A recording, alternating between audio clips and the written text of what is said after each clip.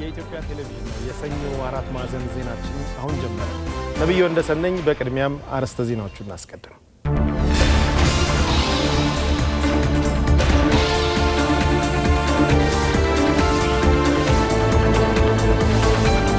የሰራዊቱ ህብረ ዝማሬ በሰራዊቱ መካከል ከሚጭረው ስሜት በላይ ቃል ኪዳኑን እንዲጠብቅ የሚያበረታታ ነው።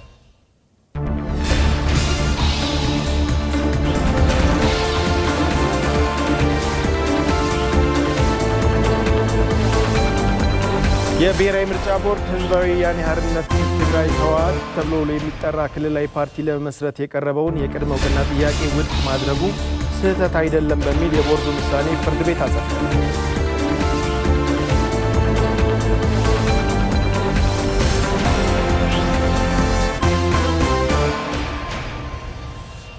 የተባበሩት መንግስታት ድርጅት በዮርዳኖስ ለሚገኙ የሶሪያ ስደተኞች የሚያቀርበውን እርዳታ ለመቀነስ መወሰኑን ተከትሎ ሶሪያውያን ለከፋ ሰብአዊ ቀውስ ሊዳረጉ እንደሚችሉ ተገለጸ።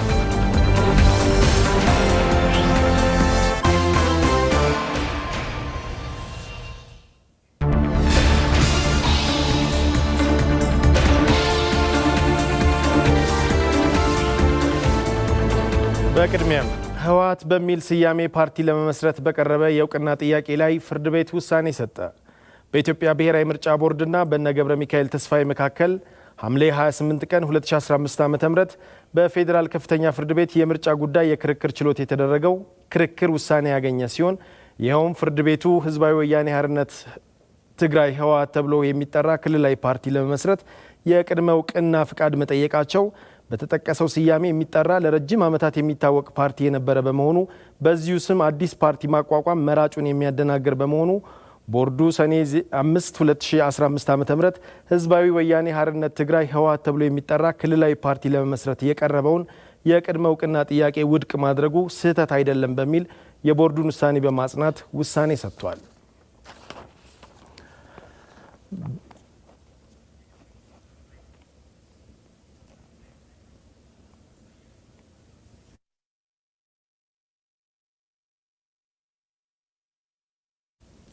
በመቀጠል ደግሞ ሪፖርተሮቻችን በቀጥታ ገብተው መረጃ ወደሚሰጡባቸው ዘገባዎች ነው የምናልፈው። ጥላሁንና ወይንሸት በቀጥታ መስመር ላይ ይጠብቁናል።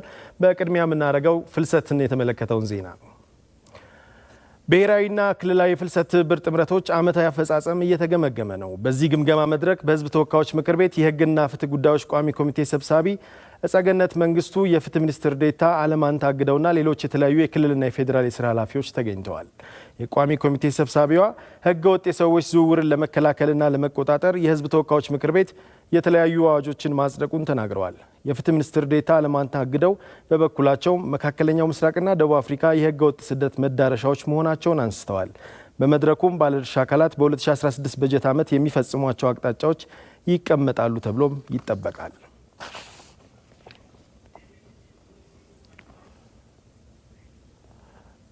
ይህን ውይይት የተከታተለው ሪፖርተራችን ጥላሁን ካሳ ነው በቀጥታ መስመር ላይ ያለ። ጥላሁን እንደምን ውለሃል? እስኪ በዛሬው አጠቃላይ የውይይት ግምገማ በተለይ ህገወጥ የሰዎች ዝውውርን በመከላከል ምን ውጤት መጣ? በመድረኩ የተነሱ ሀሳቦችን ጨምረ ብትገልጽልን እስኪ።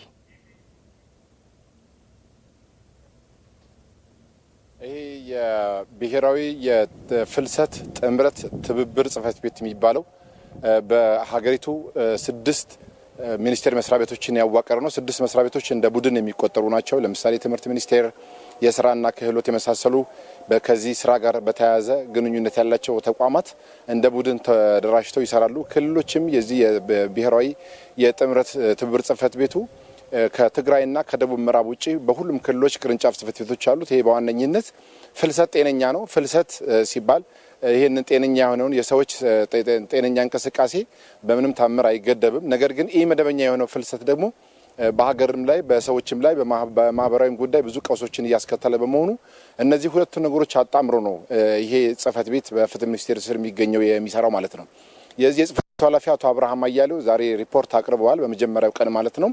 በሪፖርታቸው በዋነኝነት በ6 መስኮች አበረታች ስራዎች መመዝገባቸውን አንስተዋል። ለምሳሌ መረጃ በመስጠት ህግ በማስከበር እንደዚህም ደግሞ ተጎጆች ለነሱ የሚደረገው ድጋፍና እንክብካቤን በተመለከተ የጥናትና ምርምር ስራዎች የት ላይ እንዳሉ እነዚህን በስፋት አንስተዋል። ጠንካራ ጎኖች እንደተጠበቀ ሆኖ ችግሮች ላይ 1-2 ችግሮችን ለማንሳት ያህል የመጀመሪያው ነገር እነዚህ ቡድኖች አሉ 6 ቡድኖች በዋነኝነት ስራቸውን በተገቢው መንገድ ሙሉ በሙሉ ሰርተናል ብለን አንጠብቅም። አንዳንዶቹ የተሻለ ምዕራፍ ላይ የሚገኙ አሉ። ነገር ግን ተጠያቂነትም ያስፈልጋል። ለምሳሌ የቡድኖቹ ለዚህ ከጥምረቱ ጋር አብሮ የሚሰሩ ተወካዮች ሲመደቡ ከስራው ጋር በትክክል ግንኙነት ያላቸው ያለመመደብ፣ የበጀት እጥረት የመሳሰሉ ነገሮችን አንስተዋል። ነገር ግን በአፈጻጸም በኩል ህግ የማስከበር ተግባር እነዚህ በህገ ወጥ የሰዎች ስምሪት ላይ የተሰማሩ ግለሰቦች ለህግ ተጠያቂ እንዲሆኑ በማድረጉ ረገድ ጥሩ ተሞክሮ መኖሩን ነው በ2015 ከተከናወኑ አበይት ቁልፍ ተግባራት ብለው ያነሱት። በዚህ መክፈቻ ስነ ስርዓት ላይ የተገኙት የፍትህ ሚኒስትር ዴኤታው አለማን ታግዶም በተለይ በመካከለኛው ምስራቅና በደቡብ አፍሪካ ዜጎቻችን ለበርካታ ችግሮች እየተዳረጉ ነው የሚል ነገር አንስተዋል። ይህንን ለማስቀረት ደግሞ የነዚህ ተቋማት ትብብር በእጅጉ አስፈላጊ ነው የሚል ነገር አንስተዋል። ስለዚህ ቀጣይ እነዚህ ነገሮች አጠናክሮ በመቀጠል የሁሉም ድጋፍ ያስፈልጋል፣ ሁሉም ኃላፊነቱን መወጣት አለበት ብለዋል። በሕዝብ ተወካዮች ምክር ቤት የህግና ፍትህ ጉዳዮች ቋሚ ኮሚቴ ሰብሳቢ ጸገነት መንግስቱም እንደዚሁ በዋነኝነት የሕዝብ ተወካዮች ምክር ቤት በርካታ አዋጆችን ማጽደቁና በዚህ ጉዳይ ላይ ሰፊ ትኩረት መስጠቱን ለአብነት ጠቅሰዋል። ይሁን እንጂ እነዚህ አዋጆች መደንጋቸው ብቻ በራሱ አንድ ግብ አይደለም። እነዚህ አዋጆች መተግበር አለባቸው። የመጀመሪያው ነገር የስራ ባህልን ማስተካከል ያስፈልጋል። የስራ እድልን መፍጠር ያስፈልጋል። ግንዛቤም ማስፋት ያስፈልጋል። ለምሳሌ ይህንን እንድንል ያደረገን ዋነኛው ምክንያት ምንድነው ብሎ እንደ አብነት ያነሱት በቅርቡ ቋሚ ኮሚቴ ወደ አፋር የስራ ግምገማ ለማድረግ በሄደበት ጊዜ በርካታ ዜጎቻችን በአፋር በኩል ሲሰደዱ መመልከታቸውን ቋሚ ኮሚቴ መመልከቱንና አንዱ በር አፋር ነው ብሎ ለአብነት ያልጠቀሱ እንጂ እኛ ያለንበት አዳማም በጣም የዋነኛው የህገ ወጥ የሰዎች ዝውውር የመጀመሪያው የመሰረት ድንጋይ የሚቀመጥበት ነው ማለት ይቻላል። ከገጠር ወደ ካሪሲ ምናምን አካባቢ ይመጣሉ። እዚህ አዳማ ላይ ድለላው ይፈጸማል። ከዛ በኋላ እንዲህ ያለ ነው። ብዙ በሮች አሉ። ለአብነት እሳቸው ይሄንን ጠቅሰዋል። ስለዚህ እነዚህን ለማስወገድ ሁሉም ተቀናጅቶ መስራት አለበት። ለፍትህ አካላት የሰጡት አንድ ማሳሰቢያ አለ። የቋሚ ኮሚቴ ሰብሳቢያ የፍትህ አካላት በዋነኝነት ከሀገር ውስጥ እስከ ውጭ የተዘረጋውን ኔትወርክ መስበር መጣጠስ ይኖርባቸዋል። ለምሳሌ ህገወጥ የሰዎች ዝውውርን ለማስኬድ ከሀገር ውስጥ እስከ ውጭ ያለ ሰንሰለት አለ። እሱ መበጠስ አለበት። በሌላ መልኩ ደግሞ ይሄንን ሰው እየሸጡ የሚተዳደሩ ህገወጥ ደላሎች አሉ። እነዚህ ለህግ አሳልፎ መስጠት ያስፈልጋል። ለህግ አሳልፎ መስጠት ብቻ ሳይሆን አስተማሪ ቅጣት የሚገባል የሚል ነገር ጠቅሰዋል። እንግዲህ በምስራቅ አፍሪካ እንደነዚህ አይነት ህገወጥ የሰዎች ዝውውር ለመከላከል በሚደረገው ጥረት ኢጋድ ትልቁን ሚና እየተጫወተ ነው የሚገኘው። የተለያዩ መርሃ ግብሮችን በማዘጋጀት የተለያዩ ድጋፎችን በመስጠት ማለት ነው። ከዚህ ጋር ተያይዞ እንግዲህ በዚህ ስነ ስርዓት ላይ የተገኙት በኢጋድ የፍልሰት አስተዳደር አስተባባሪ አቶ ሙጂብ ጀማል ይህንን በመከላከል ከመንግስት ጎን ለኢትዮጵያ የሚያስፈልጓትን ድጋፍ በማድረግ በድንበር አካባቢ የሚደረጉ በተለይ ከአካባቢ ከአየር ንብረት ለውጥ ጋር ተያይዞ የሚመጡ ፍልሰቶችንም በዜጎች መብታቸው ተጠብቀው ወደ ጎረቤት ሀገር ሲፈልሱ የጤና የሕክምናና የመኖሪያ ድጋፍ አገኝተው መብታቸውና ጥቅማቸው እንዲከበር የማድረጉንም ከዚህ ከህገወጥ የሰዎች ዝውውር መከላከል ጋር ተያይዞ ይጋር እየሰራ ነው የሚል ነገር አንስተዋል። እንግዲህ ሪፖርቶች ይቀጥላሉ። ክልሎችም ሪፖርት ያቀርባሉ። ነገ በሚኖረው ጉባኤ ደግሞ የ2016 ጠቋሚ አቅጣጫዎች ይቀመጣሉ ተብሎ ይጠበቃል። እናመሰግናለን ጥላውን ላደረስከን መረጃ። በሐሰተኛ ቼክ አመሳስሎ በመፈረምና ሐሰተኛ መታወቂያን በማዘጋጀት ከተለያዩ ግለሰቦችና ድርጅቶች ከ1.8 ሚሊዮን ብር በላይ የወሰደው ግለሰብ በ12 ዓመት ጽኑ እስራት እንዲቀጣ ተወሰነ። ይህን ጉዳይ የተከታተለችው ሪፖርተራችን ወይንሸት ደጀኔ ነች። እንግዲህ እንደሚታወቀው ክረምት ላይ ፍርድ ቤቶች ዝግ ናቸው። ነገር ግን ልዩ ችሎት እየተካሄደ ነው ይሄ ውሳኔ የተሰጠውና እንደምን ዋልሽ ወይንሸት? እንግዲህ አጠቃላይ እስኪ የወንጀል ዝርዝሩ ምን እንደሆነ ብትነግሪ።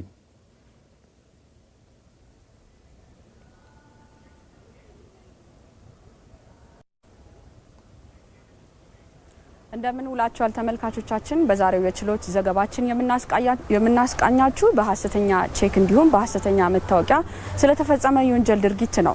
እንግዲህ ከሳሽ የፌዴራል አቃቢ ሕግ ነው። ተከሳሽ ደግሞ ወንድሙ ንጉሴ ወዳጆ ይባላል። ይህ ተከሳሽ የአዲስ አበባ ነዋሪ ነው። የ28 ዓመት እድሜ እንዳለውም የአቃቢ ሕግ ክስ ያስረዳል። የወንጀል ዝርዝሩን ስንመለከት እንግዲህ ከተለያዩ ባንኮች የሚሰጡ ቼኮችን አስመስሎ ሐሰተኛ ቼክ በማዘጋጀት እንዲሁም አስመስሎ በመፈረም ከተለያዩ ባንኮች እና ከተለያዩ ባንኮች ከተለያዩ ግለሰቦች ከ1.8 ሚሊዮን ብር በላይ እንደወሰደ ነው የአቃቤ ሕግ ክስም ያስረዳው። የተከሳሽ እንግዲህ ሐሰተኛ ማንነቱን የሚደብቅም ሐሰተኛ መታወቂያን እያዘጋጀ ነው እነዚህን ገንዘቦች ሲወስድ እንደነበረ ክሱም ያስረዳው።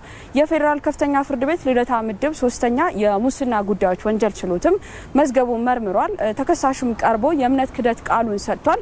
ድርጊቱን አልፈጸምኩም ብሎ ተከራክሮ እንደነበር ነው ክሱ የሚያስረዳው። በዚህም እንግዲህ ችሎቱ የሰውና የሰነድ ማስረጃን ሰብስቧል። ተከሳሹም በ7 ክሶች ነው የተከሰሰው። ከነዚህም ክሶች መካከል የማታለል ወንጀል እንዲሁም ደግሞ ሐሰተኛ መንግስታዊ የሆኑ ሰነዶችን በመጠቀምና ሌሎች ክሶችም ተካተውበታል። የግራና ቀኙን ሲመለከት የነበረው ችሎቱም እንግዲህ የቅጣት አስተያየትን በመውሰድ በ12 ዓመት ጽኑ እስራት እንዲቀጣ እንዲሁም በ10 ሺህ ብር የገንዘብ ቅጣት እንዲቀጣ ወስኗል። ለጊዜ ያለኝ መረጃ ይህንን ይመስላል። ነብዩ እሸትና ጥላውን ላደረሳችሁን መረጃዎች እናመሰግናለን። የተከታተላችሁ ያላችሁት የሰኞ የኢቲቪ 4 ማዕዘን ዜናችን ነው። ካፍታ በኋላ ይመለሳል። አብራችሁን ቆዩ። መልካም ዜና ለአዲስ አበባ ለድሬዳዋ ከተማና እንዲሁም ለሶማሌ ክልል ግብር ከፋዮች። ግብር ለመክፈል ከዚህ ቀደም እንደነበረው ወረፋ መጠበቅና መጉላላት ቀረ። የሲቢኢ ብር ወይም የሞባይል ባንኪንግ አገልግሎቶችን ተጠቅመው ካሉበት ሆነው ውድ ጊዜው ሳይባክን ክፍያውን ይፈጽማሉ። በመጀመሪያ የታክስ ክፍያ ኮድ የያዘ አጭር የጽሑፍ መልእክት ከገቢ ሰብሳቢው ተቋም ይደርሶታል።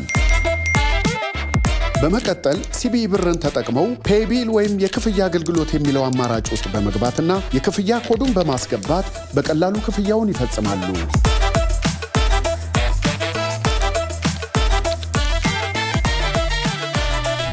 እንዲሁም የሞባይል ባንኪንግን ተጠቅመው ዩቲሊቲስ ወይም ክፍያዎች የሚለው አማራጭ ላይ የክፍያ ኮዱን በማስገባት በቀላሉ ይከፍላሉ። በመጨረሻም የማረጋገጫ የጽሑፍ መልእክት ይደርሶታል። የግብር ክፍያውን በሲቢኢ ብር ወይም በኢትዮጵያ ንግድ ባንክ የሞባይል ባንኪንግ ይክፈሉ። ውድ ጊዜውን ይቆጥቡ። የኢትዮጵያ ንግድ ባንክ ሁሌም የሚተማመኑበት ባንክ። ወደ ዝርዝር ዘገባዎች እናልፋለን። የሃይማኖት ተቋማት ዜጎች የሰላምን ጥቅም እንዲረዱ በማድረግ ኃላፊነታቸው መወጣት እንደሚገባቸው ተጠየቀ። የሰሜኑን ጦርነት ጨምሮ በሀገሪቱ ከተከሰቱ ግጭቶች መማር እንደሚገባም ነው የተገለጸው። ተስፋዬ ለሜሳ ተጨማሪ አለው። የሃይማኖት ተቋማት የሰላም አርአያነት በሚል ርዕሰ ጉዳይ በተዘጋጀው የኢቢሲ የዳጉ ውይይት ላይ የተለያዩ የሃይማኖት ተቋማት ተወካዮች ተሳትፈዋል። በውይይታቸውም ኢትዮጵያ ሁላለችበት የማህበራዊና የሰላም ቀውሶች የሃይማኖት ተቋማት ኃላፊነታቸውን በአግባቡ ባለመወጣታቸው መሆኑን የሃይማኖት አባቶቹ ተናግረዋል።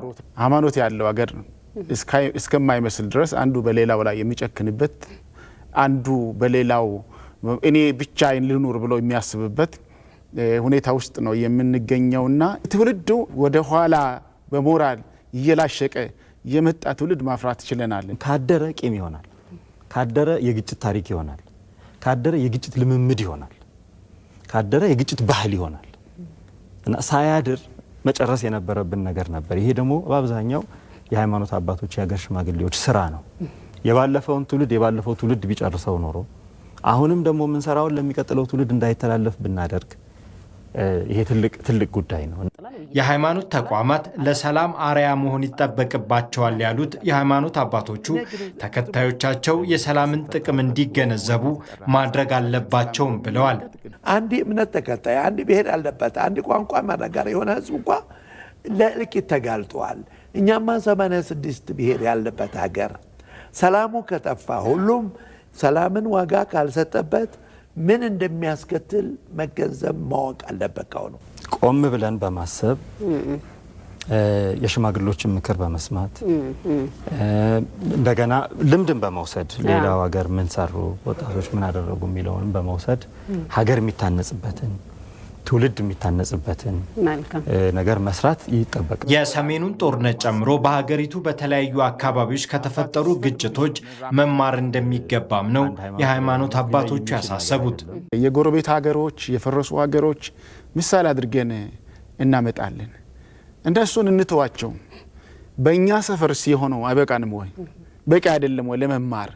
በየቦታው በየመንደሩ፣ በየከተማው፣ በየክልሉ ግጭት ያልነካው አካባቢ የለምና እዛ አካባቢ የወደመው ንብረት የጠፋው የሰው ነፍስ በቂ አይደለም ወይ ለመማር? ጥያቄዎች ሲኖሩ ወደ ግጭት ከማምራት ይልቅ በውይይት የመፍታት ባህልን መለማመድ እንደሚያስፈልግም በውይይቱ ወቅት ተጠቁሟል። የመከላከያ ሰራዊት ለሕዝብና ሀገሩ ፍቅር እስከ ሕይወት መስዋዕትነት የሚከፍል ጭምር ነው ይለዋል የመከላከያ ሰራዊት ህብረ ዝማሬ።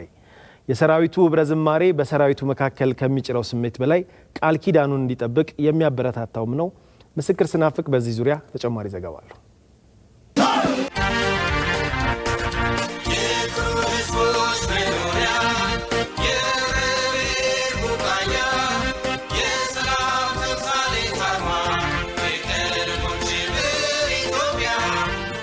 ይህ የመነሻው መጀመሪያ ነው።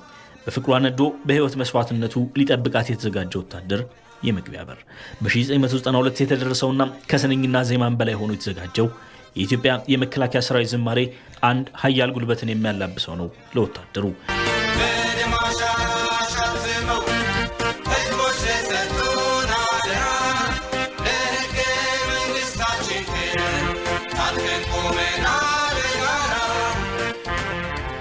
የአባቶቹን የቀደመ ተጋድሎ ያረሰውና በትውልድ መካከልም ሆኖ ስለ ነጻነት ፋና እንዲህም ሲል ያውሳል።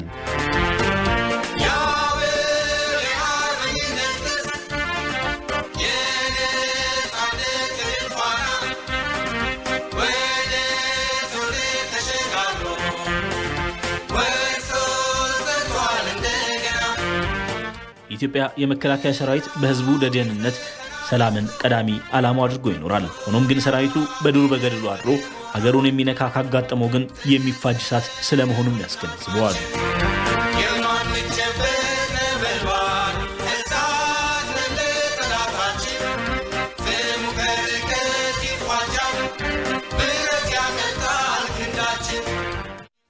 ኢትዮጵያ በዓለም አደባባይ ከፍ ብላ ስትህልኝ እኔ በደምና አጥንቴ እጠብቃታለሁ የሚለው ሰራዊቱ ከሞትም በላይ የሚከፈል ካለ ለእርሷ ለመክፈል መዘጋጀቱንም ይገልጻል። ይህ ደግሞ በዘመናት መካከል ያልደበዘዘ እውነታው ነው።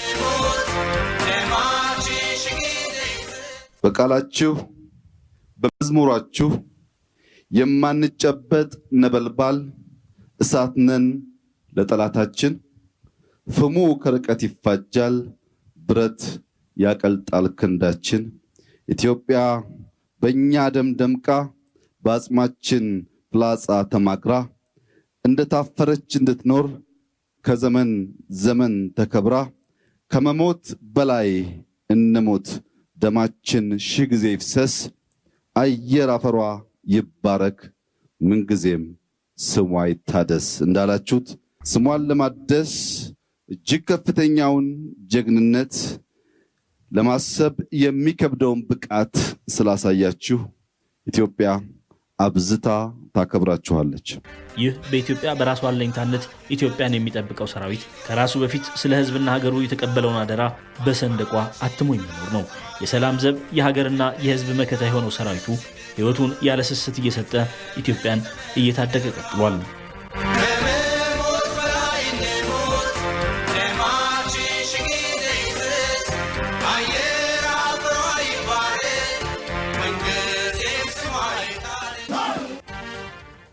በአማራ ክልል ያጋጠመውን የጸጥታ ችግር በአጭር ጊዜ ለመፍታት የሚያስችሉ እቅዶችን አጽድቆ ስራ መጀመሩን የአስቸኳይ ጊዜ አዋጅ ጠቅላይ መምሪያ ዕዝ አስታውቋል። ማህሌት ታደለ ዝርዝር አላት።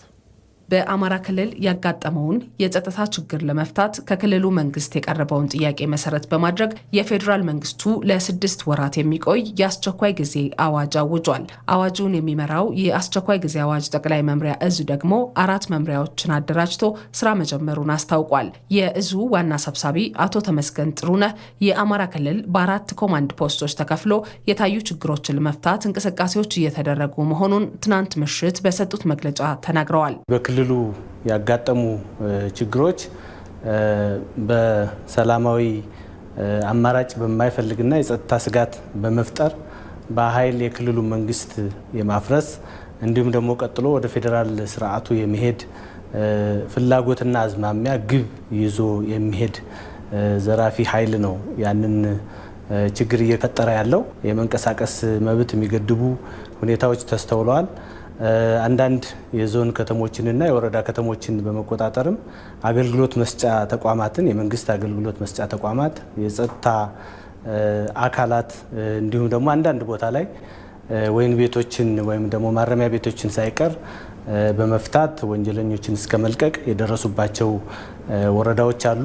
መንግስት በአማራ ክልል ያሉ ችግሮችን ለመፍታትና የህዝብ ጥያቄዎችን ለመመለስ እየሰራ ባለበት በዚህ ወቅት በነፍጥ ኃይል መንግስትን ለመገዳደር መሞከር ክልሉን ወደ ባሰ ችግር መክተት እንደሆነም አቶ ተመስገን አብራርተዋል። ነፍጥ አንግቦ በጉልበት እና በኃይል መንግስት መጣል በተደጋጋሚ የተሞከረና ያልተሳካ ሙከራ ነው። ይሄ የአማራ ህዝብን የበለጠ ችግር ውስጥ የሚከት የአማራን ህዝብ ጥያቄዎች በመሰረታዊነት የሚፈታ ጥያቄ ስላልሆነ ወይም ደግሞ የሚፈታ እንቅስቃሴ ስላልሆነ እዚህ እንቅስቃሴ ውስጥ ያለ ማንኛውም የመደበኛ አደረጃጀትና ዘራፊ ቡድን ከውስጥም ከውጭም የተደራጀ በአስቸኳይ ከዚህ አጥፊ ድርጊት ራስን በራስ ከማጥፋት ድርጊት ተቆጥቦ ወደ ሰላማዊ አማራጭ እንዲመጣ በዚህ አጋጣሚ ጥሪ ለማስተላለፍ ነው። የኢፌዴሪ መከላከያ ሰራዊት የሁሉም ኢትዮጵያዊ እንጂ የአንድ ወገን ብቻ አይደለም። በመከላከያ ላይ እጃቸውን ያነሱ ኃይሎችንም ስርዓት እናስይዛለን ብለዋል። የሀገር መከላከያ ሰራዊት ሁሌም ቢሆን የሀገሪቱ ህገ መንግስት የመጨረሻ ምሽግ ነው። የሀገር መከላከያ ሰራዊት የብሔር ብሔረሰቦች የተውጣጣ እንጂ የአንድ አካባቢ ብሔር የአንድ አካባቢ ፍረጃ የሚሰጠው ደግሞ የግለሰብ ተቋም አይደለም። ይሄ ተቋም የሁላችንም ህልውና ነው። እሱ ላይ ድረስ ነፍጥ እስከ ማንሳት የደረሱ ቡድኖች አሉ። እነዚህን ስርዓት የማስያዝ ህግና ስርዓት የማስከበር ስራ ይሰራል። የአስቸኳይ ጊዜ አዋጁ ጠቅላይ መምሪያ እዝ ችግሩን በአጭር ጊዜ ለመፍታት እንደሚሰራም አቶ ተመስገን ጥሩነህ ተናግረዋል። በአጭር ጊዜ ውስጥ ክልሉን ወደ ሰላማዊ መንፈስ ለመመለስ ተግባብተናል። በእርግጠኝነት ደግሞ በአጭር ጊዜ ውስጥ ይህንን መልሰን ህብረተሰቡ አሉ የሚላቸው ጥያቄዎችም ካሉ በአግባቡ በህግና በስርዓት የሚፈቱ እንጂ በእንደዚህ አይነት ነውጥና አመጽ እፈታለሁ የሚለው ቡድን ለራሱም ራሱ ይህንን ጉዳይ ቆም ብሎ አይቶ ወደ ሰላማዊ አማራጭ በአስቸኳይ እንዲገባ ጥሬን አስተላልፋለሁ። የአስቸኳይ ጊዜ አዋጅ ጠቅላይ መምሪያ እዝ በቀጣዮቹ ቀናት የኦፕሬሽን፣ የህዝብ ግንኙነት፣ የፓርቲና የመንግስት አደረጃጀት ስራዎችን እየሰራ ህግ የማስከበር ስራውን አጠናክሮ እንደሚቀጥል አቶ ተመስገን ጥሩነህ አብራርተዋል። ከአፍታ በኋላ ስንመለስ ደግሞ 31 ዓመት የሞላውን የአትሌት ደራርቱ ቱሉ የባርሴሎና ኦሎምፒክ ድል እንመለከታለን።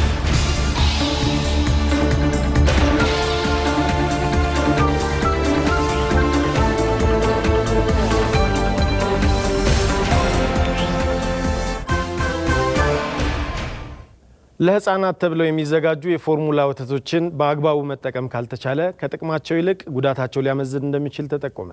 የእናት ጡት ወተት ህፃኑንም ሆነ እናትን ሊያጋጥሙ ከሚችሉ የጤና እክሎች የመታደግ እድሉ ከፍተኛ ነውም ተብሏል። አለም ይልፉ ልጅቱ ደግሞ ወደ አንቺ ዘወር ትላለች። ህጻናት ከተወለዱበት ሰዓት ጀምሮ እስከ 6 ወር ድረስ የእናት ጡት ወተት ብቻ እንዲያገኙ የዘርፉ ባለሙያዎች ይመክራሉ። ይህ ደግሞ በእናቲቱም ሆነ በህፃኑ ላይ ሊመጡ የሚችሉ በሽታዎችን በመከላከልም አስተዋጽኦ ከፍተኛ ነው። ሰውነት ገንቢ፣ ሙቀት ሰጪ፣ ኃይል ሙቀት ሰጪ፣ እንደገና ቫይታሚኖች፣ ሁሉም ሙሉ ኒውትረንቱ የተሟላ ነው የእናት ጡት ወተት ለልጁ ማለት ነው። ለእድገቱም በጣም ብዙ አስፈላጊ የሆኑትን ቫይታሚኖችም ፕሮቲንም ካርቦሃይድሬትም ይይዟል። ለወደፊቱ ደግሞ ኦቨርዌት እንዳይሆን ኦቤስ እንዳይሆን ከክብደት በላይ የሆነ እድገት እንዳይኖራቸው ይረዳል። ለእናቲቱ የሚሰጣት ጥቅም ደግሞ ወዲያው እንደወለደች ማህፀኗ ተኮማትሮ ወደ ቦታው እንዲመለስ ሳይዙን እንዲይዝ ያደርገዋል። ወዲያውኑ የእናት የደም መፍሰስ ሁኔታን ደግሞ ይከላከላል ማለት ነው። ለህፃናት የሚዘጋጁ የፎርሙላ ወተቶች በተለይ አሁን ላይ በርካታ እናቶች አማራጭ አድርገው ይጠቀሙበታል። ይሁንና እነዚህ ወተቶች ልጅ ከእናት ጡት የሚያገኘውን ያህል ጥቅም የማይሰጡ ከመሆናቸውም አለፍ ሲል አንዳንድ ጊዜ ለጤና እክሎችም ሊዳርግ እንደሚችል ይነሳል። ፎርሙላ አማራጭ ካልጠፋ በስተቀር የእናት ጡትን ወተት አይተካም፣ በምንም ተአምር አይተካም። ስለዚህ ልጁ ኦቨርዌት ነው፣ ብዙ ጊዜ ኦቨርዌት እና ኦቤስ የመሆን እድል አለው። ቤተሰብ ግን አሁን ሲያይ ልጁ ፋፍቶለት ስለሚያይ ያ ጥቅም ይመስለዋል፣ ግን ከጥቅሙ ይልቅ ጉዳቱ ነው። ቻይልድሁድ ኦቤሲቲ አሁን የስኳር በሽታ፣ የደም ግፊት ህፃናት ላይ ታይተው በፊት የማይታወቁ የነበሩ በሽታዎች አሁን ወደ እየመጡ ነው ወደ ህፃናቶች። ስለዚህ ይህንን መከላከልም ይጠቅማል የእናት ጡት ወተት። በተለያዩ ምክንያቶች ልጅ የእናት ጡት ማግኘት የማይችልበት አስገዳጅ ሁኔታ ሲፈጠር የፎርሙላ ወተት ሁለተኛው አማራጭ ሆኖ ሲቀርብ ይስተዋላል። እነዚህ የወተት ምርቶች ታዲያ ጥራታቸው የተጠበቀ ሆኖ ለገበያ እንዲቀርቡ ከፍተኛ የቁጥጥር ስራን ይጠይቃል። ማምረቻ ሳይቱ ጀምሮ ምርቱ እንዴት ነው የሚመረተው፣ የሚጠቀሙበት ግብአት ምን አይነት ነው፣ የሚታሸግበት ማቴሪያል ምንድነው፣ ገበያ ላይ ከወጣ በኋላስ ፕሮዳክት ሴፍቲውን ጠብቆ ለተባለው የሼልፍ ላይፍ ወይም የእድሜ ጊዜ ይቆያል ወይ፣ አሻሻጩ እንዴት ነው የሚለውን ቁጥጥር እናካሄድበታለን። ያን ደግሞ ፎርሙላ የሚጠቀሙ እናቶች በግፊት መሆን የለበትም ወይም ደግሞ በፕሮሞሽን በአድቨርታይዚንግ ተገፋፍተው መሆን የለበትም። ስለዚህ የኢትዮጵያ ሕጉ የቁጥጥር ሕጉ ይሄ ኮምፕሊትሊ ይከለከላል። የፎርሙላ ወተቶችን በተቀመጠው ትዕዛዝና ሂደት መሰረት መጠቀም ካልተቻለ የሚያደርሰው ጉዳትም ከፍተኛ ነው። ይህንን ጉዳት ለመቀነስ ደግሞ ህብረተሰቡ ከተመረጡ ቦታዎች ብቻ መግዛትም ይገባቸዋል። ስፔሻል ሾፕ ላይ ሱፐርማርኬት ላይ እና ፋርማሲዎች ላይ ብቻ ነው እንዲሸጥ የሚፈለገው። ለምን? በባለሙያ ድጋፍ ስለሆነ መሸጥ ያለበት። ባለሙያ ድጋፍ ለምን አስፈለገ? እያንዳንዷ ነገር በቁጥሩ በፎርሙላው መሰረት መሰጠት ስላለበት፣ ያንን ካልሰጠሽ ለልጁ የጤና ሁኔታም ችግር ስለሚያመጣ በየዓመቱ ከሐምሌ 25 እስከ ሐምሌ 30 የጡት ማጥባት ሳምንት ተብሎ በሀገር አቀፍ ደረጃ ግንዛቤ የሚሰጡ ትምህርቶችን ጨምሮ በተለያዩ መርሃ ግብሮች ይከበራል። የእናቶች ጡት ማጥባት ባህል ምን ይመስላል ስትል ሪፖርተራችን ሜሮ ምትኩ በቅዱስ ጳውሎስ ሆስፒታል ተገኝታ እናቶችን አነጋግራ ተከታዩን ይዛ መጥታለች። ተከታትለን እንመለስ። በወለድኩኝ ከአንድ ሰዓት ጀምሮ ጡት ለማጥባት ሞክራለሁ። አጠባለሁ። እንገር የሚባለውን ማለት ነው። የሁለቱን ጡቴን እየቀያየርኩኝ አጠባለሁ። ከዛ በየ2 ሰዓት ከምናምን ልዩነት በየ2 ሰዓት ኢንተርቫል በቀን ከ10 ጊዜ በላይ ጡት አጠባለሁ። እስከ 6 ወር ያለ ተጨማሪ ምግብ የእናት ጡት ብቻ ነው የምሰጠው ለልጆቼ። ጡት ማጥባት ከባለሙያዎቹም እንደሰማሁት እኔን ከዚህ በፊት ካለኝ እውቀት አንጻር ለልጁም ለጤናው ጥሩ እንደሆነና አስፈላጊ ነገር እንደሆነ አውቃለሁ። ከዚህ በፊትም ባለሙያዎችም ደግሞ ይበልጥ እውቀቱ እንዲኖረን ነግረውናል፣ ያስተምሩናል። ምን ጊዜም ዶክተሮች የሚመክሩኝ እስከ 6 ወር ምንም አይነት ምግብ ሳልመግባት በጡት ብቻ፣ ከ6 ወር በኋላ ደግሞ ሌላ ምግብም እያከልኩኝ ጡቴን እስከ 2 ዓመት እንዳጠባ ይመክሩኛል። በመከሩኝ መሰረት ተገብራለሁ ማለት ነው። ጡት ማጥባት በጣም አስፈላጊ ነገር ነው ለልጁ ጤና። ብዙ ጊዜ አይታመብንም፣ ጠንካራ ይሆናል እና ጣሳ ወተት ምናምን ፋፍቶ ከምናየው ይልቅ ይሄኛው ጥንካሬው በጣም የተሻለ እንደሆነ ከእናቶቼም ከኔ በፊት ከወለዱት አስተምረውኛልም እኔም አውቃለሁ፣ እውቀቱ አለ። ጡት በማጥባቴ ለልጆቼ ያገኘሁት ነገር በመጀመሪያ ደረጃ ጤንነታቸው ነው። በትንሽ ነገር ቶሎ አይታመሙብኝም ልጆቼ። እሱን ነገር በሽታን እንዲከላከልላቸው አድርጎልኛል። ሁለተኛ ኢኮኖሚካሊም ይቆጥባል ብዙ ነገር። አሁን የጣሳውን ወተት ገዝቶ ማጠጣት ምናምን ባለው ሀገራዊ ዋጋ ስናየው ከባድ ነው፣ ትንሽ ከበድ ይላል ወላጆች እና የእናት ጡት ግን ከበላን ከጠጣን ቤት የፈረውን ነገር ከወሰድን ጡት የማይወጣበት ምክንያት ስለሌለ በነፃ ልጆቻችንን በደንብ አጥብተን አጥግበን ማሳደግ እንችላለን። በኢትዮጵያ 59 በመቶ እናቶች ብቻ ልጆቻቸውን ካለ ተጨማሪ ምግብ ጡት ያጠባሉ።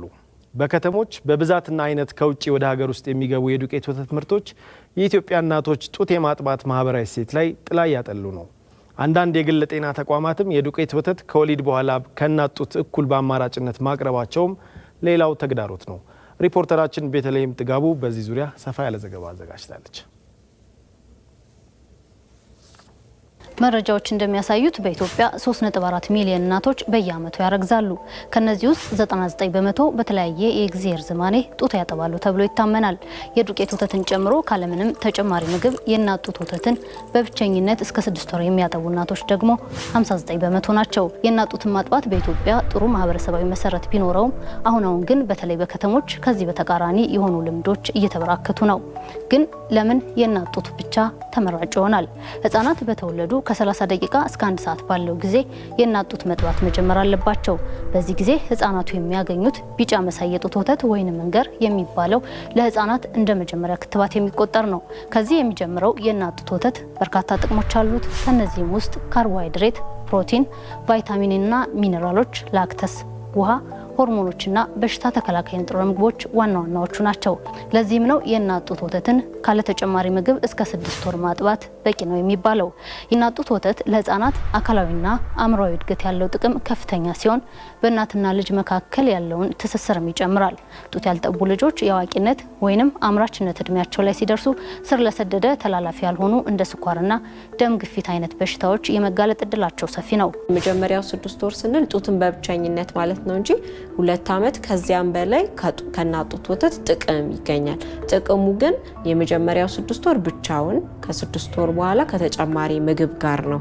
በሳይንሱ በእናት ጡት ወተት ውስጥ አይገኝም ተብሎ የሚታመነው ህጻናት ከፀሐይ ብርሃን ሊያገኙት የሚችሉት ቫይታሚን ዲ ብቻ ነው። ይህም ሆኖ በተለያዩ ምክንያቶች በተለይ በከተሞች የሚወልዱ እናቶች ከ6 ወር በፊት ተጨማሪ ምግብ የመስጠት ልማድ እየጨመረ እንዳለ እናስተውላለን። በጣም በስፋት እየተለመደ ያለውና የጡት ወተትን ጠቀሜታ ባለማወቅ የዱቄት ወተትና ምርቱን በተጋነነ ሁኔታ ለማስተዋወቅ የሚደረገው ጥረት ነው። በአውሮፓ ስታንዳርድ የተመረተ ፈረንሳይ ሀገር ተመርቶ እስከ 3 ዓመት ዕድሜ ላሉ ህጻናት የቀረበ የዱቄት ወተት በተለይ በግል የጤና ተቋማት ውስጥ ከወሊድ በኋላ ከሚቀርቡ ቁሳቁሶች መካከል አንዱ በማድረግ የሚያቀርቡ እየተበራከቱ ነው። በእርግጥ በተለያዩ ምክንያቶች ማጥባት ለማይችሉ እናቶች ይህ ጠቃሚ ሊሆን ይችላል።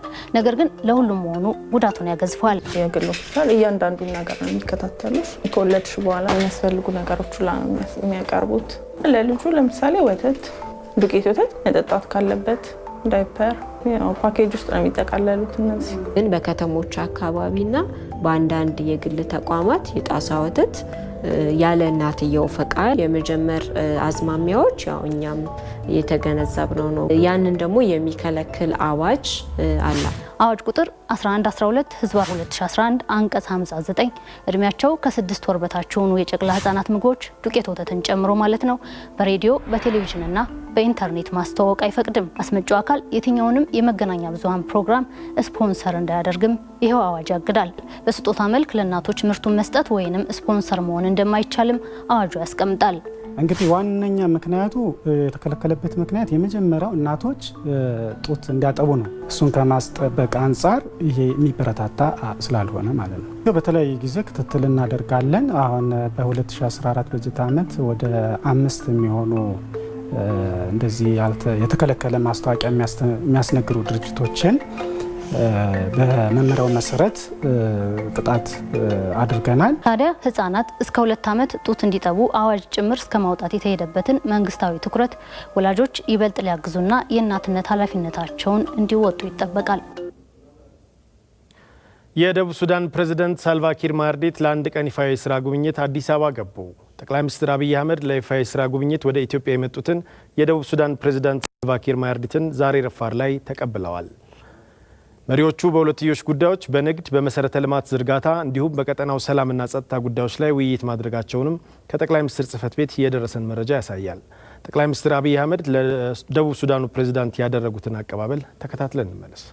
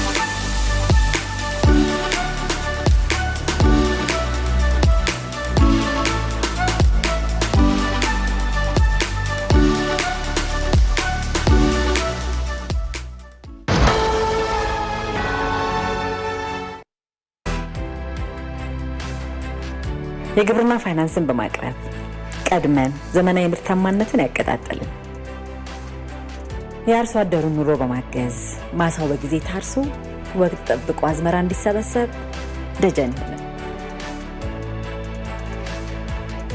ከአንድ ክፍለ ዘመን በላይ በተሻገሩ ጉዟችን እርሻው እንዲዘምን፣ ኢንዱስትሪው እንዲስፋፋ፣ ለሀገራችን ዋልታ ለሆኑ ስራዎች ማገር ሆነ። ለበርካቶች የስራ ዕድል ይፈጠር። ከታታሪዎችና ከጠንካራዎች ከሆነን 115 ዓመታትን የዘለቀ አሁንም በአብሮነት ወደፊት የኢትዮጵያ ልማት ባንክ የልማት አጋሩ። ዋልታ ሚዲያና ኮሚኒኬሽን አዲስ መጠሪያና ሎጎ አስተዋወቀ። ተቋሙ በአዲስ አቀራረብ እንዲሁም አዳዲስ ይዘቶችን አካቶ ለአድማጭ ተመልካች ለመድረስ ዝግጅት መጨረሱም ተገልጿል። ኤልሻዳይ ወንድማገኝ። ዋልታ ሚዲያና ኮሚኒኬሽን አዲስ መጠሪያና ሎጎ ወይም መለያ ይፋ ማድረጊያ ስነ ስርዓት አካሂዷል።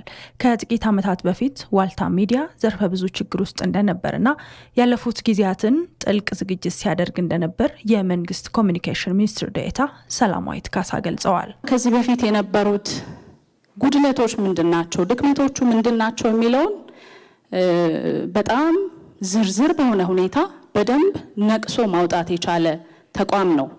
ከዛ ባሻገር ግን ትልቁ ነገሩ ደግሞ አቅሙን መለየትም ችሏል። አቅሙ ምንድን ነው?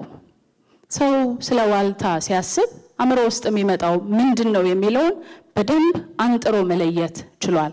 ይህ ደግሞ ነገ ለሚሰራው ስራ በጣም ትልቅ አቅም የሚሆነው አቅጣጫም የሚሰጠው የሚያመላክተው ነውና በዚህ በጣም ውጤታማ ሊሆን ይችላል የሚል ትልቅ ተስፋም እንዲያሳድር ያደረገውም ይሄ ነው ብዬ አምናለሁ። የአዲስ ዋልታ ዋና ስራ አስፈጻሚ አቶ መሐመድ ሀሰን ሚዲያው አዲስ አርማና ስም ከመቀየር ባለፈ ኢትዮጵያ ወደ ከፍታ የምታደርገውን ግስጋሴ የሚያሳይ ይሆናል ብለዋል። እንደ ህዝብ ተስፋን ሰንቀን እምነታችንን ታጥቀን የኢትዮጵያን ውድቀት ብቻ ለሚመለከቱ ወገኖች ትንሣኤዋን ማሳየት ከማንም በላይ ከኛ ይጠበቃል። ኢትዮጵያ የምስራቅ አፍሪካ ተአምር መሆን እንደምትችልም ያለ ጥርጥር እንናገራለን። አዲስ ዋልታ ይህንን ብሔራዊ ጥረት ለመደገፍ ሙያዊ ስነ ምግባርን በማክበር ህዝባችንን ለማገልገል ቃል ይገባል። ጋዜጠኝነት ትልቅ ህዝባዊ አገልግሎት ለመስጠት የሚያስችል በር የሚከፍት ሙያ ነውና ተቋሙ በአዲስ አቀራረብ እንዲሁም ይዘቶችን አካቶ ታዳሚያንን ለማዝናናት ለማስተማርና መረጃን ተደራሽ ለማድረግ ላለፉት 7 ወራት ዝግጅት ሲያደርግ መቆየቱ ተመላክቷል። መንገዶች ሪፎርም ሰርቶ የት መድረስ አለብኝ የሚለውን ደግሞ በሮድ ማፕ በተለየ መልኩ አስቀምጦ በተለያየ መልኩ የአድማጭ ተመልካቾችን ቀልብ የሳበ በወቅቱ ተደራሽ የሚሆን የመረጃ ምንጭ የሆነ ሚዲያ ለመሆን ራሱ ላይ ሲሰራ ቆይቷል። ዛሬም ራሱን በአዲስ ሎጎና በአዲስ ስያሜ ለአድማጮቹ ለማስተዋወቅ ነው እንግዲህ ዛሬ እዚህ የተገኘ ነው። የዘመኑን የዲጂታል ዘመን ታሳቢ በማድረግ ወደ አድማጭ ተመልካቾች ለመድረስ ዝግጅቱን ጨርሷል። የዋልታ ዲጂታል ሚዲያ ድሮ የሚኒስትሪ የዋናው ሚዲያ ተቀጥላ ነበረ። አሁን በዲጂታል ሚዲያ የራሱን ይዘት የሚያመነጭ የራሱ ተደራሾች ያሉት ተደራሾቹን በእድሜያቸው በጾታቸው ስታቲስቲክስ ራሱ ፕላትፎርም የሚሰጠን ስታቲስቲክስ ታሳቢ ያደረገ ፕሮግራም ለሁሉም የሚሆን ፕሮግራም እንደየ ደረጃው ለማዘጋጀትና በቅርቡ ከፍተኛ አዳዲስ ተከታዮች የማፍራት እቅድ ይዘን እየተንቀሳቀስን ነው። አዲስ ዋልታ ሚዲያ ኮሚኒኬሽን ኮርፖሬሽን ከተለያዩ ተቋማት ጋር በጋራ ለመስራት ስምምነት ማድረጉን በመድረኩ ተመላክቷል። ዲጂታል ኢትዮጵያን እውን ለማድረግ የሚሰሩ ስራዎችን መንግስት እንደሚደግፍ ተገለጸ። ዲጂታል የሆኑ ስራ ፈጠራዎች እየተስፋፉ እንደሚገኙም ተጠቁሟል። በዚህ ጉዳይ ላይ ከኢኖቬሽንና ቴክኖሎጂ ሚኒስትር አማካሪ ዶክተር አብዮት ባዩ ጋር ሪፖርተራችን ሀገርነሽ አየልኝ ቆይታ አድርጋለች። ከራስ አንደበት እንከታተል። አብዮት ባዩ እባላለሁ። በኢኖቬሽንና ቴክኖሎጂ ሚኒስቴር የሚኒስትሩ አማካሪ ነኝ። በኢኮሜርስ ውስጥ የምንቀያየራቸው ነገሮች እቃዎች ሊሆኑ ይችላሉ፣ አገልግሎቶች ሊሆኑ ይችላሉ። ራይድ አገልግሎትን ብናይ ባለንበት ቦታ ሆነን ጠርተን አገልግሎቱን መጠቀም እንችላለን። ይሄ አንደኛው አገልግሎት ሲሆን፣ ሌሎች ደግሞ ዲጂታል አገልግሎት በተለይ በኢኮሜርስ ውስጥ ለየት የሚባሉ ዲጂታል አገልግሎቶች አሉ። ለምሳሌ ኦንላይን ሆነን ሙዚቃ ስንገዛ ኦንላይን ሆነን ሶፍትዌሮችን ስንገዛ ወይንም ሌሎች ኢንተርቴይንመንት ይሁኑ ወይንም የትምህርት አገልግሎቶችን በመንገዛ ጊዜ እሱም ኢኮሜርስ ይባላል። የመጀመሪያው አገልግሎት ሰጪ የፕላትፎርም አገልግሎት የሚሰጡ ነው ወይንም የኢኮሜርስ ፕላትፎርም ፕሮቫይደር የሚባሉት ናቸው። እነዚህ ፕላትፎርም ፕሮቫይደሮች ምንድን ናቸው? የራሳቸው የኦንላይን ማርኬት ፕሌስ ይኖራቸዋል። በዛ የኦንላይን ማርኬት ፕሌስን በማዘጋጀት የክፍያ ስርዓቶች እንዲኖሩ በማድረግ የተለያዩ ደጋፊ ስርዓቶች እንዲኖሩ በማድረግ ሌሎች ይህንን ፕላትፎርም ተከራይተው እንዲሸጡ የሚያደርጉበት ሁኔታ የሚፈጥሩ ናቸው። ይህን ፕላትፎርሙን ያከራዩት አግሪጌተር ወይንም የአሰባሳቢ ፕላትፎርም ባለቤቶች ይባላሉ። እነዚህ ሁለተኛዎቹ አይነቶች ናቸው። ኦንላይን ላይ የራሴን ዲጂታል ማርኬት ሾፕ ወይንም የሌላ ፕላትፎርም ተከራይቼ ጫማ የሚሸጥ ከሆነ ይሄ የኤሌክትሮኒክስ ኦፕሬተር ያሰኘኛል ማለት ነው። ሸጋን ብንወስድ ዚሞል እንዲህ የመሳሰሉት የፕላትፎርም ኦፕሬተሮች ናቸው። እንደ ታክስ ሞቢ ይሄ ሰራተኛ ስንፈልግ ጉዳዩን እንደዚህ አይነቶቹ ሰራተኛ ስንፈልግ ሄደን ሰራተኛ የምናገኝበት የታክሲ ፕላትፎርሞች የራሳቸውን እቃዎች በተለያዩ ፕላትፎርሞች ላይ ተጠቅመው እየሸጡ ያሉት በጣም በርካታ ቁጥር ያላቸው አሉና በሁሉም አይነት የኢኮሜርስ አይነቶች አሉ። የዲጂታል ኢትዮጵያ 2025 ስትራቴጂ አንዱ ካስቀመጣቸውና ለኢትዮጵያ ይበጃሉ ተብሎ ከለያቸው የዲጂታል ዘርፎች ኢኮሜርስ አንዱ ነው። ይሄ የመጀመሪያው መንግስት ለኢኮሜርስ ልማት ኮሚትመንቱን ያሳየበት ሁኔታ ነው ማለት ነው። ሁለተኛው ያንን የሚደግፉ የተለያዩ የህግ ማዕቀፎች ናቸው። እንግዲህ እንደ ኢትራንዛክሽን ያሉ አዋጆች መውጣታቸው ብቻ ሳይሆን እነዚህ አዋጆች ደግሞ ወደ ስራ እንዲገቡ ከንግድ ፍቃድ አሰጣጥ ጋር በተለይ የኢኮሜርስ ፕላትፎርም ኦፕሬተሮችና እንደዚህ የኢንተርሚዲያሪ አገልግሎት የሚሰጡት ሪኮግናይዝ ተደርገው የንግድ ፍቃድ በንግድ ክላሲፊኬሽን ውስጥ እንዲገቡ መደረጉ ይሄም ትልቅ ነገር ነው።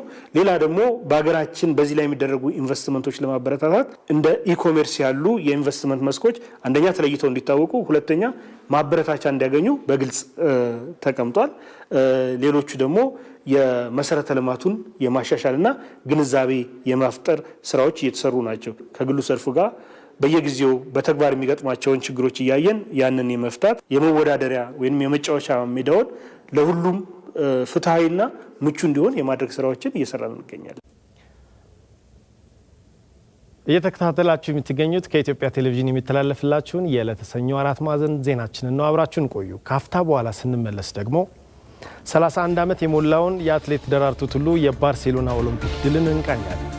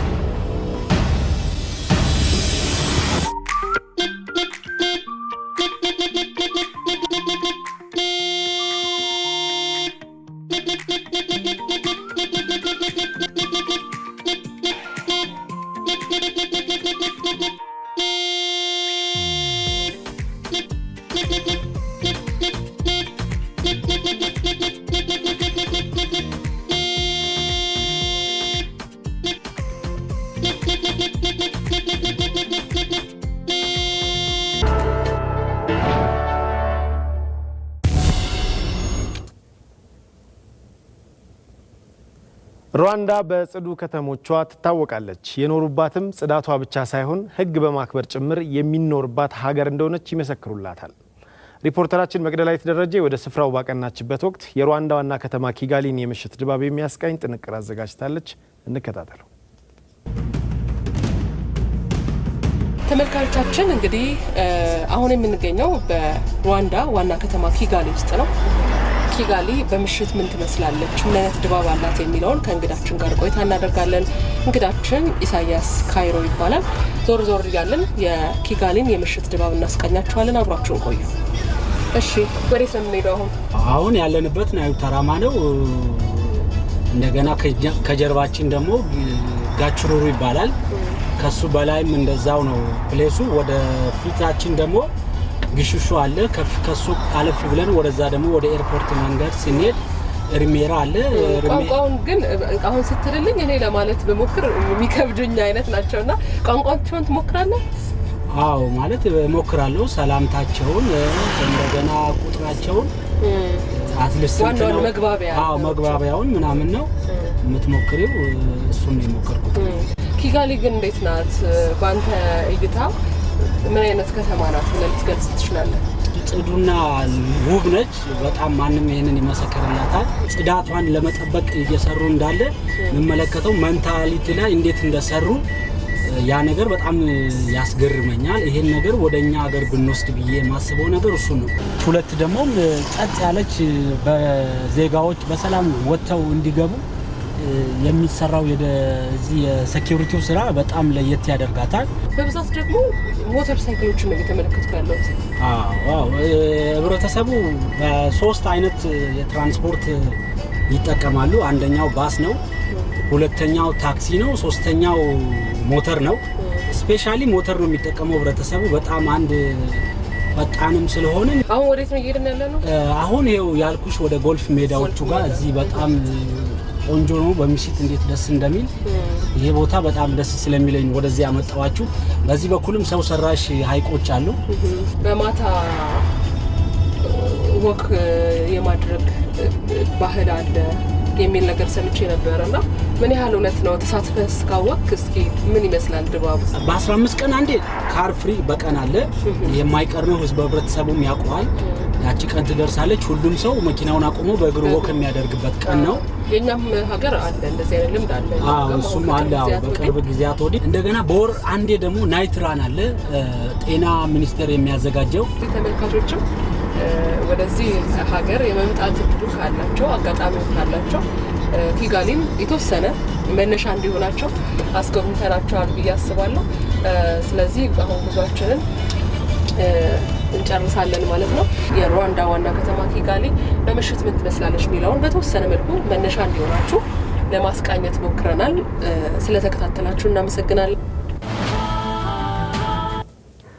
የአትሌት ደራርቱ ቱሉ የባርሴሎና ኦሎምፒክ ድል ዛሬ 31ኛ ዓመት ሞልቶታል። ደራርቱ በኦሎምፒክ መድረክ ለመጀመሪያ ጊዜ ወርቅ ያመጣች የመጀመሪያዋ ጥቁር አፍሪካዊት ነች። የፋና ወጊዋ ኮከብና የደቡብ አፍሪካዊቷ አትሌት ኤሌና ሜር ያኔው የደስታ አገላለጽም ድሉ የአፍሪካ መሆኑን ያሳየ ተብሏል። ሀብታሙ ካሴ ዕለቱን በታሪክ ውስጥ ጉዳዩን እንዲህ ያስታውሰናል። የውጭ ዜና። የተባበሩት መንግስታት